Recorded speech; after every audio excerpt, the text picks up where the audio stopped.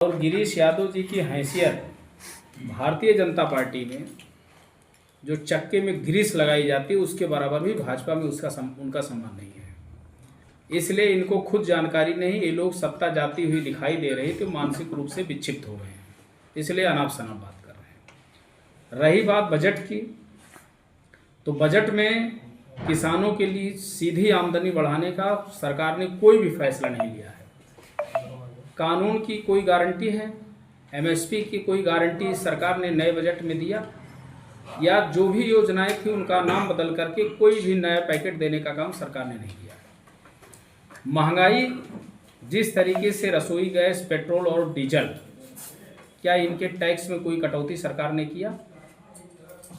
ये चीज़ें लगातार महंगी थी, जबकि अंतर्राष्ट्रीय मार्केट में कच्चे तेल की कीमतें कम हुई हैं। उसके बाद भी सरकार ने डीजल, पेट्रोल और रसोई गैस की टैक्सों में कोई कटौती नहीं किया। महंगाई ज्यों की त्यों बल्कि और बढ़ रही है।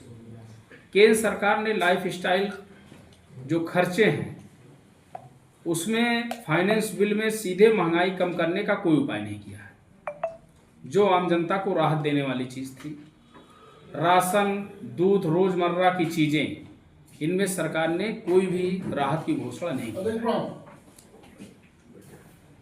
सरकार की जो फर्टिलाइजर्स, खाद पे, बीज पे, दवाओं पे जो सब्सिडी मिलनी थी, पूरा बजट आप पढ़ के देख लें तो डिजिटल इंडिया का सपना दिखाने वाले इस सरकार ने ना तो फर्टिलाइजर्स के टैक्स में कोई कटौती किया है, ना तो बीजों में कोई राहत दिया है।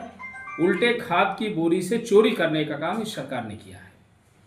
दूसरी चीज़, सरकार के स्कूलों में जो बजट का एक बड़ा हिस्सा होता है भवन और डिजिटल लैब का, शिक्षा और शिक्षकों की भर्ती के फंड पर सरकार ने नई बजट में ना तो भवन पे कोई व्यवस्था दिया है, ना तो डिजिटल लैब पर कोई व्यवस्था दिया है, ना तो सामान्य शिक्षा और शिक्षकों की भर्ती के लिए कोई अलग से बजट इस सरकार ने नहीं दिया है।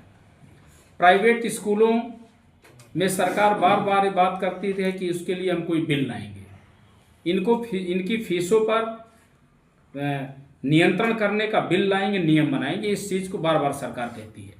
लेकिन उल्टे 10 से 15% फीसों की बढ़ोतरी प्राइवेट स्कूलों में हुई है और सरकार ने इस पर लगाम लगाने का कोई बिल नहीं लाया है। जब शिक्षा का क्या बजट है? इस सरकार ने शिक्षा का कोई बजट ही नहीं है, तो प्राइवेट स्कूल में पढ़ना गरीबों की मजबूरी होती है। ये बजट मैं यूँ कहूँगा सिर्फ अमीरों के लिए है। 4, 6, 10 पूंजीपतियों को लाभ पहुंचाने के लिए सरकार काम कर रही है, बाकी आम गरीबों, किसानों, मजदूरों, बेरोजगारों के लिए झुंझुना है।